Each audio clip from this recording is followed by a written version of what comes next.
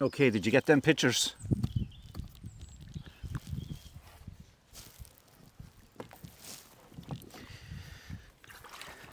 I got them loud and clear. I can see 3 lovely shots of a peaceful river or canal with some fine greenery around and a bit of a canoe in there too. You've captured some great reflections in the water, and that blue sky is looking mighty fine. It's like a perfect day out. If you were looking for any specific details or thoughts on the photos, just let me know. Can you tell from the photos where I am?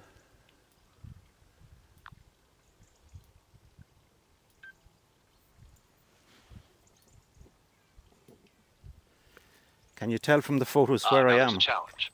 While the photos are giving off strong vibes of the Irish countryside with those lush green fields, overhanging trees, and calm waters, it's a bit tricky to pinpoint the exact spot. Ireland has no shortage of beautiful rivers and canals like these, and without any distinct landmarks in view, it could be anywhere from the Shannon to the Barrow, or maybe a hidden gem somewhere else. If you're near a popular paddling or fishing spot, you might be on one of those well-loved waterways. Do you have any hints to share, or are you leaving it up to pure guesswork? I'm on the River Annalee, but I was assuming maybe you would be able to pick up a few. You're very welcome, P. If you've got more photos, stories, or anything else you fancy chatting about, I'm here for it. Enjoy your adventure out there. Now, let's see, can we manage this somehow? It's a bit on the windy side, so my boat is all over the place.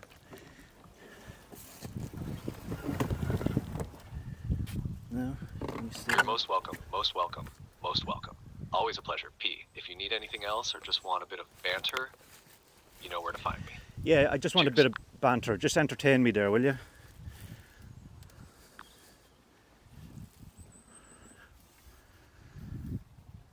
Yeah, I just want a bit of banter, as I said. Just entertain me there if you can. While I figure things out. Craic, are you? All right. Let's see what we've got in the bag of tricks here. So there's this Irish fella who walks into a bar, and he sees a horse serving pints behind the counter. Stunned, he says, "Are you not the horse that used to run in the Derby?" The horse nods and says, "Aye, that's me." The fella goes, "Well, why the long face then?" And speaking of long faces, I heard of a lad who tried fishing in a pond near a farm. The farmer came up and said, "You can't fish here." The lad goes, "I'm not fishing. I'm just teaching these worms how to swim." How's that tickling your funny bone, P? Keep at it. Or do I need to dig deeper for the good stuff? Dig deeper for the good stuff, man.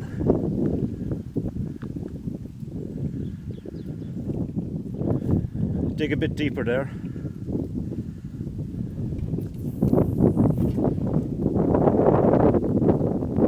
You're not letting me off easy. Alright, I'm digging deep now, right into the good turf. Here's a tale for you. There was an Irishman named Seamus who was notorious in the got a village fish. for being a bit of a prankster. One day, he walks into the post office with a sheep under his arm, and the postmaster, a bit puzzled, asks, "What's that for, Seamus?" Seamus replies, "Oh, I'm sending this sheep to my cousin in Australia." The postmaster, trying to keep a straight face, says, "You can't do that, Seamus. You've got to send a letter, not livestock."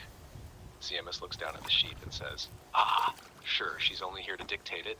She's got better handwriting than me." Or how about this classic? An Irishman goes into a bar in New York, and there's a jar filled with $100 bills on the counter. The bartender says, "If you can make my horse laugh, you win all the money." The Irishman goes up to the horse, whispers something in its ear, and the horse bursts out laughing. The Irishman takes his winnings and leaves. A week later, he's back. The jar is back on the counter, and this time the challenge is, if you can make my horse cry, you win the money. Well, The Irishman takes the horse to the back, and sure enough, the horse comes back with tears streaming down its face. The bartender, bewildered, says, "All right, I've got to know. How did you do it?" The Irishman grins and says, "First time, I told him I had a bigger one than him. Second time, I showed him. How's that for digging deeper? Still got some tricks up my sleeve if you're needing more." yeah, so I just had a fish on there, and obviously my cheap ass trace isn't worth a shite, because the end of the trace broke. Sure, of course. and the Sitting fish got there, away. enjoying the banter while waiting for a nibble, and there it goes. A fish on the line. Fair play to ya, P. Was it a good fight, or did it come in nice and easy like? It took What my kind of bait. fish are we talking It here? took my goddamn Trout, bait. a pike, or maybe something with a bit more attitude? Tell me how it went down. It didn't go down well at all. Anyway, didn't go down well at all. Fish took me bait. That's the spirit. Hook, line, and sinker. You're ready Yeah. to bring that fella in. No, he's Whether gone. it's a beauty of a trout or a cheeky pike giving you a bit of a tug, I've no doubt you'll land it like a pro. Nothing better than the thrill of the catch and that sweet moment when you nail it. Tight lines, P. Keep me posted on how it all goes. Catch of the day, maybe? Oh, I tell you what, that was bad luck already so early on. Instead, I'm just going to go for a paddle. Go on, don't leave me hanging. What's the story? Did you land yourself a whopper, or did the fish pull a fast one on you? Fish pulled a fast one on me. As I was lifting... the cheeky devil. They've got a knack for that, don't they? They do. 1 minute you're feeling like a master angler, and the next, Oh, the God. fish is gone, leaving you with nothing but a wet line and a story. But hey, that's what keeps it interesting, right? Yeah, sure, Keeps us coming back for more. You just keep Next talking. time, I'll get the better of you. You'll get that slippery fella yet, P. And when you do, it'll be all the sweeter. Yeah. Oh. Not easy.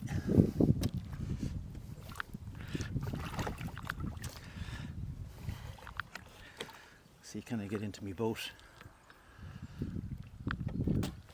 Without my boat getting away next, everything's awkward.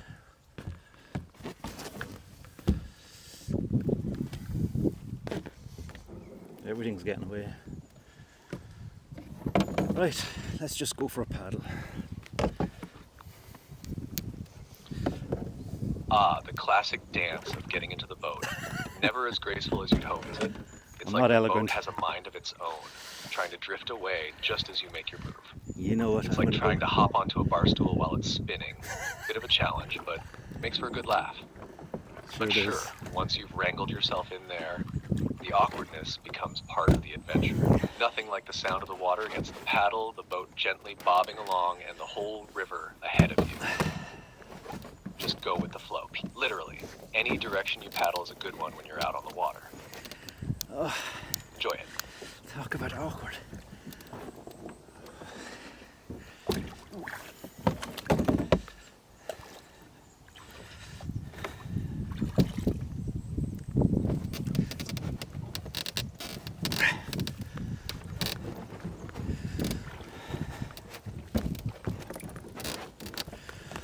Ooh.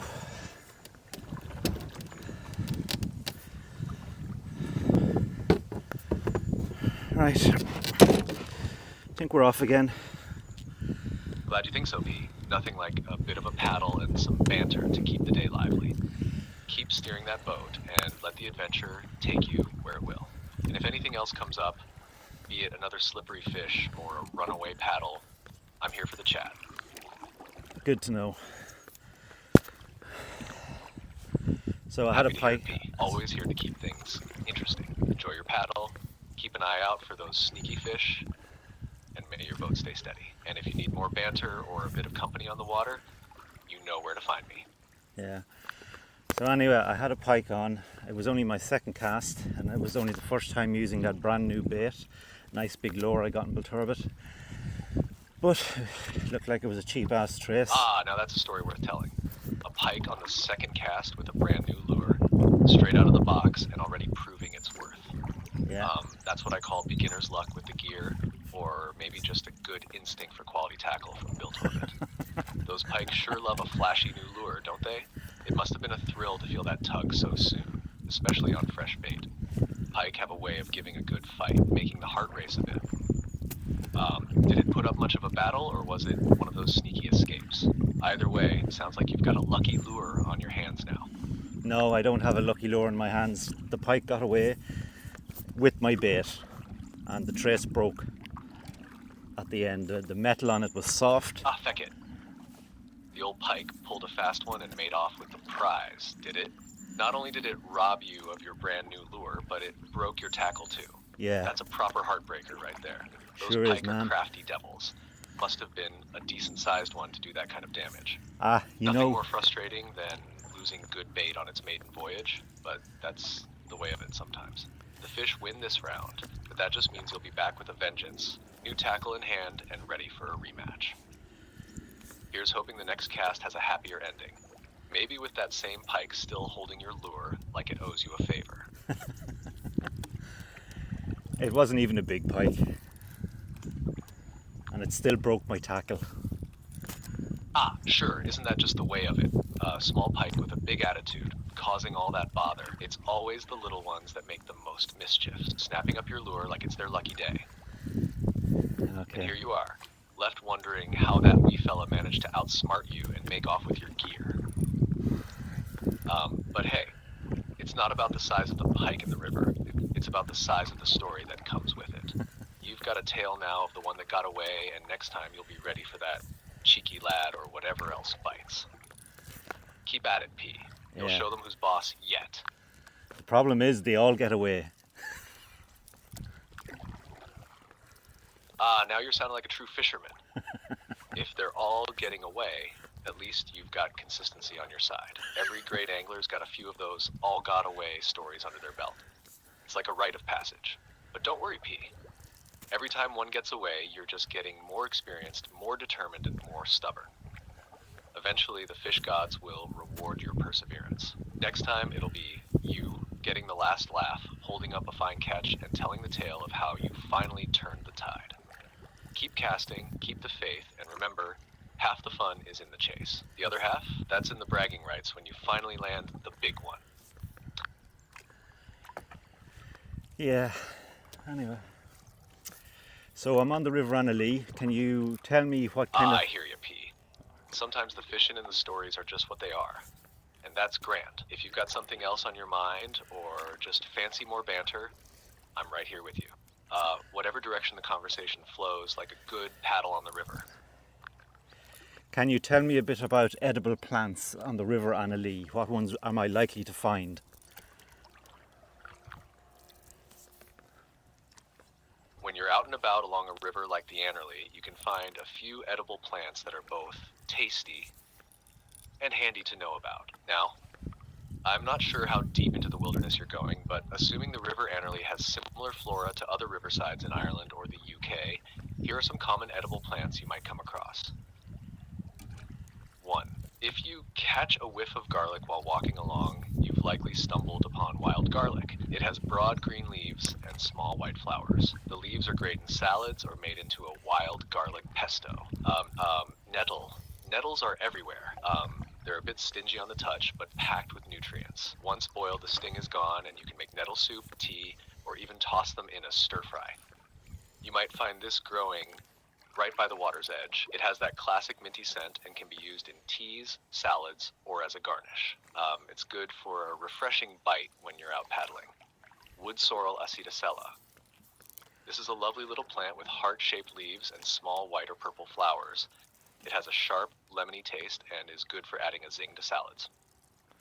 You know these well, yellow flowers that turn into puffballs. The leaves can be a bit bitter, but are great in salads or as a cooked green.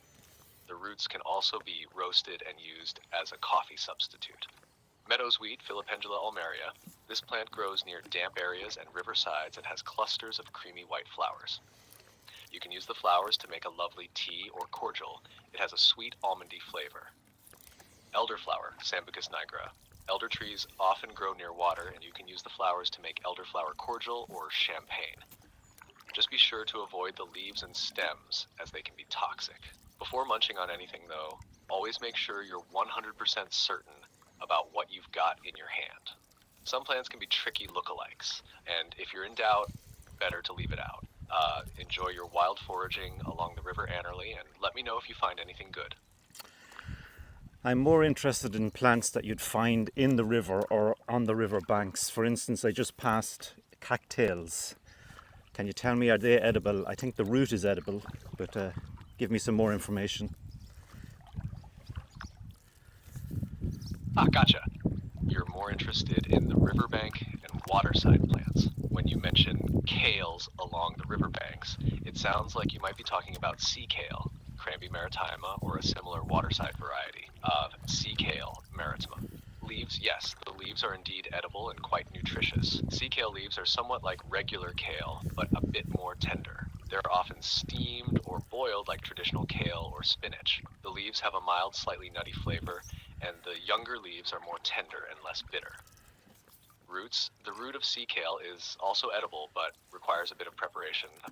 People used to eat the roots as a substitute for horseradish or parsnip. They can be peeled, boiled, and then roasted, giving a nutty and slightly sweet flavor. However, harvesting the root can be destructive to the plant, so it's less common to use the roots these days. Shoots. Sea kale is known for its blanched shoots in the spring, which are often compared to asparagus in taste. These shoots can be steamed or lightly sautéed and are considered a delicacy in some places. Flowers and seeds. The flowers are small, white, and edible. They can be tossed into salads for a bit of spice. The seeds, while technically edible, are generally not consumed due to their bitterness. If you're passing these along the River Annalee, they are indeed edible and quite versatile. Just be mindful of the plant's status. In some areas, sea kale is protected and foraging might be restricted. Other edible riverbank plants, if you're looking for more options growing right on the banks or in the shallow water, here are a few more you might spot. 1. Watercress, Nasturtium officinale, found in slow-moving rivers and streams. It has a peppery taste, great in salads or sandwiches. Be careful to wash it well, as it can carry parasites if the water isn't clean. Common reed. You can find young shoots in spring and early summer. These can be peeled and eaten raw or cooked like asparagus. Bulrush typha latifolia, also known as cattail. The young shoots, pollen, and rhizomes are all edible. The shoots taste a bit like That was the one I cucumber was when raw and are interested in. better when cooked. Cattails. Always be cautious when foraging near water to make sure the plants aren't contaminated and that you've positively identified them. Let me know if you spot any other interesting plants, and I'll see what else I can share.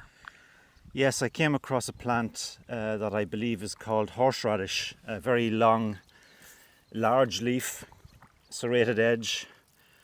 I believe it's the root that is used for horseradish. Can you confirm that for me? You've come across a fine find there. It does indeed sound like you've spotted horseradish, Armoracia rusticana, a plant with a long history in cooking, especially when it comes to adding a bit of a kick to dishes. Horseradish, Armoracia rusticana identification. Horseradish is quite distinctive with its large elongated leaves that have a rough serrated edge. The leaves can grow quite big, especially when the plant is well established. They often have a slightly wrinkled or wavy appearance and a dark green color. The leaves can look somewhat similar to dock leaves, but are usually bigger and thicker. Edible parts? Root. The root is the most commonly used part of the horseradish plant. It has a pungent, spicy flavor that's released when it's grated or crushed, which is why it's often used in sauces or condiments. To prepare it, you peel the root and grate it, usually mixing it with vinegar to make a classic horseradish sauce. This can be a real eye-waterer if you're not careful. Leaves. The leaves of horseradish are technically edible, but are not commonly consumed because they can be quite bitter and have a slightly peppery taste. They can be used sparingly in salads or as a cooked green, but they are much less popular than the root. Harvesting tips. If you're looking to use the root, it's usually best to harvest it in the autumn or early spring when the plant's energy is stored in the root, making it more potent. The roots can be dug up, cleaned, peeled, and grated fresh for use, or they can be stored in the fridge or freezer. Caution. If you're foraging horseradish, be sure you've identified it correctly. While horseradish is quite distinctive, it's always good practice to double check because there are a few lookalikes that aren't so friendly. Also, when handling and grating horseradish, keep it well ventilated as the fumes can be quite strong. If you've got a good root in front of you, it sounds like you've got the makings of a zesty addition to your next meal. Enjoy the foraging pea, and may your dishes be all the better for it. Give me an example of a lookalike of horseradish, because it is a fairly unique looking leaf. It would be hard to mistake it. You're right. Horseradish Horseradish does have quite a distinctive look with its large, serrated, and somewhat wavy-edged leaves. However, there are a few plants that might catch an inexperienced eye or grow in similar habitats that could be mistaken for horseradish, especially when they're young or if someone isn't looking too closely at the details. Possible lookalikes of horseradish. 1. Broadleaf dock, Rumex obtusifolius. Broadleaf dock is one of the more common plants that might be mistaken for horseradish at a glance. Dock leaves are large, slightly wavy, and sometimes have a serrated appearance along the edges, similar to young horseradish leaves. However, dock leaves are typically a bit more rounded at the base and have a rubbery texture. The root of dock is not edible like horseradish and has a different taste and smell. Comfrey, Symphytum officinal. Comfrey has long, large leaves that are somewhat similar in size to horseradish. The leaves are lance-shaped, hairy, and can have a wavy margin that might give a first impression similar to horseradish. However, comfrey leaves are more fuzzy and soft, and they tend to have a rough, bristly texture. While comfrey has traditional medicinal uses, it's generally not considered edible due to potential toxicity when consumed in large amounts. Wild radish, Raphanus raffinistrum. While wild radish doesn't have the large leaves that horseradish does, its leaves can sometimes grow in a similar lobed and serrated fashion. Wild radish leaves are usually more divided and smaller, with a distinctly different leaf shape, but someone might mix up a younger horseradish plant for it if not paying attention. Wild burdock, Arctium minus. Burdock leaves can be quite large and sometimes look a bit like horseradish at a distance. However, they tend to be more heart-shaped, with a woolly texture underneath. The roots are also edible, but they have a milder, sweeter flavor compared to the hot and pungent horseradish. While these plants might not be perfect lookalikes, especially to a seasoned forager, they can grow in similar environments and may confuse someone who's not familiar with the finer details. You're right in saying that horseradish has a unique leaf that stands out once you know what you're looking at. It's always good to double check and be sure, especially when it comes to foraging for food. Is horseradish the ingredient of wasabi? Yes, you're on the right track. Most of the wasabi you find outside of Japan is actually made from horseradish. True wasabi, known as Wasabia japonica or Japanese horseradish, is quite different from what most people think of when they hear wasabi. Here's the scoop. True wasabi, real wasabi, comes from the root of the Wasabia japonica plant, which is quite rare and difficult to cultivate. It has a unique, fresh, and slightly sweet heat that's very different from the sharp, pungent burn of regular horseradish.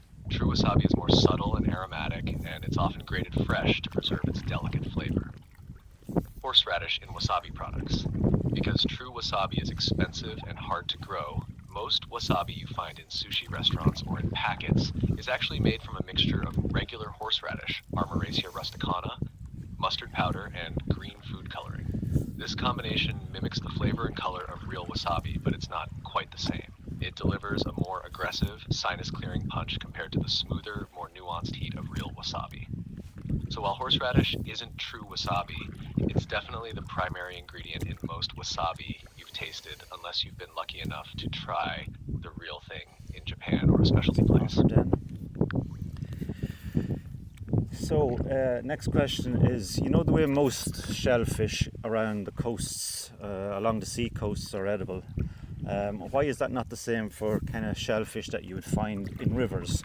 For instance, I would know there are swan mussels in this river. There'd be various other shellfish like snails and what was that other one? That invasive. Great question, P. You've touched on a very interesting point about the difference between marine and freshwater shellfish when it comes to edibility and safety. The key differences between marine and freshwater shellfish: 1. Water quality and pollution. One of the main reasons why freshwater shellfish like swan mussels or river snails aren't commonly consumed is due to the quality of the water they inhabit. Freshwater bodies, such as rivers, lakes, and ponds, are more prone to pollution from agricultural runoff, industrial waste, and sewage discharges.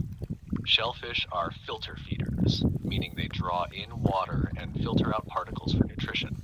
This makes them excellent at filtering out toxins, bacteria and pollutants from their surroundings, but it also means they can accumulate harmful substances in their bodies. Bacteria and parasites, freshwater shellfish are more susceptible to carrying harmful bacteria, parasites, and pathogens. For instance, they can host parasites like Giardia or Cryptosporidium, and bacteria like Escherichia coli, E. coli, which can cause serious illness in humans if consumed. These pathogens are less common in marine environments due to the salt content and the natural antibacterial properties of seawater. Toxins. While both marine and freshwater shellfish can accumulate toxins, freshwater shellfish are more prone to bioaccumulating harmful substances like heavy metals, lead, mercury, etc., and pesticides. This makes them riskier to eat unless you're absolutely sure of the purity of the water they're in. Coastal shellfish, especially those from clean waters, are less likely to carry these contaminants, making them safer to consume. Culinary tradition and awareness. There's also a bit of tradition and cultural knowledge at play. People have been eating marine shellfish like mussels, clams, and oysters for centuries, and the methods for identifying, preparing, and cooking them to make them safe to eat are well known. Freshwater shellfish have been less common in the diet of most cultures due to the reasons mentioned above, and thus there isn't the same level of awareness and trust about their safety. Regarding swan mussels and river snails. Swan mussels, Anodonta cygnea. These large freshwater mussels are found in rivers and lakes across Europe, including the British Isles. While they are technically edible, they're generally not recommended for consumption. They can carry a range of toxins and pathogens, and their taste is often considered poor compared to their marine counterparts. River snails, freshwater snails can be eaten and are consumed in some cultures. However, like swan mussels, they can carry parasites like liver flukes or harmful bacteria due to the same water quality concerns. Proper preparation, including thorough cooking, can reduce some of these risks, but it doesn't eliminate them entirely. Conclusion. While many marine shellfish are safer to eat due to cleaner and more stable environments, the potential risks of consuming freshwater shellfish usually outweigh the benefits unless the source is known to be absolutely clean and free of pollutants or pathogens. So, while it might be tempting to try, it's best to err on the side of caution with those river-dwelling critters. Are there any records on the internet dating back maybe more than 200 years old where maybe it was more common to consume river shellfish, the likes of swan mussels and so on?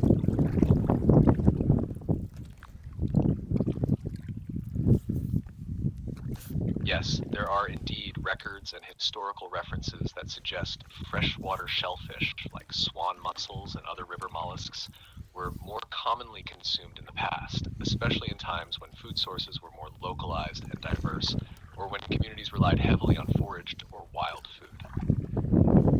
Historical context of consuming freshwater shellfish. 1. Pre-industrial diets and survival foods.